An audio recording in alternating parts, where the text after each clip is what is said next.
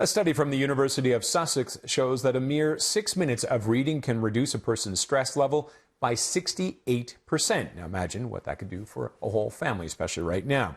Ruth Rumack of Ruth Rumack's Learning Space joins us now with some tips on how to get the whole family reading. Good morning, Ruth. How are you? I'm well, thanks. How are you doing? Considering the circumstances, everything is pretty good, right? It's an interesting time. It's an interesting challenge for everyone, but for the most part, good. Reading. First of all, let me ask, does this reading include reading about COVID and reading about the pandemic, or are we talking about are we talking fiction? I'm talking more about pleasure reading and definitely being on a bit of a social media or media diet, especially for our students. And it's about really getting together and becoming stronger together as a family and taking that time to relax and bond and really just get comfortable, get a good book, find a cozy space and have fun. Beautiful. Okay, let's talk about the younger kids first.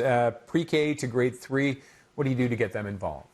Definitely want to find a special place to do your reading. So if you have a pop-up tent in your house, or you have a big pile of cushions, or you can make even a fort with your couch, that's a wonderful place to get cozy and read together. I would also say, take turns reading, because when a child is younger, sometimes they're not ready to read yet, especially if they're, younger than grade 2 or grade 3. And it's more about being together than it is a reading lesson. So your fun reading time should not be teaching them how to read, but reading for pleasure.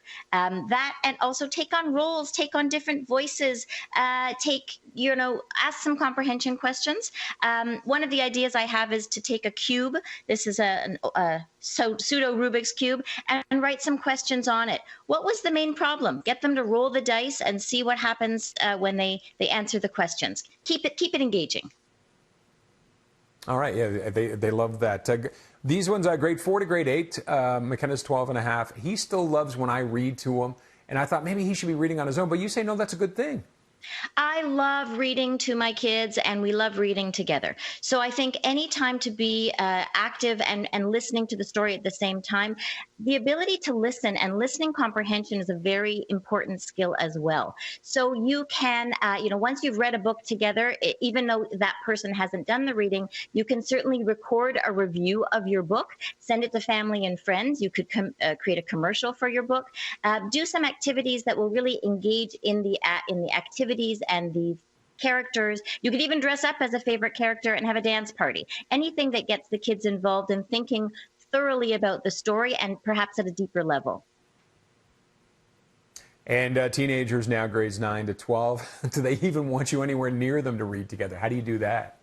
Maybe not, but you know what? If you can find a novel, maybe a classic, something that was important to you as a child, or a coming-of-age novel, something that's really connected to them or related to their situation right now, maybe not right now, but it talks about coming of age, something that is relatable is really important, and something perhaps you could even do some research on. My daughter received these virtual goggles from school. It's a cardboard box. You stick your cell phone in there, and then you can go on virtual tours of many places online.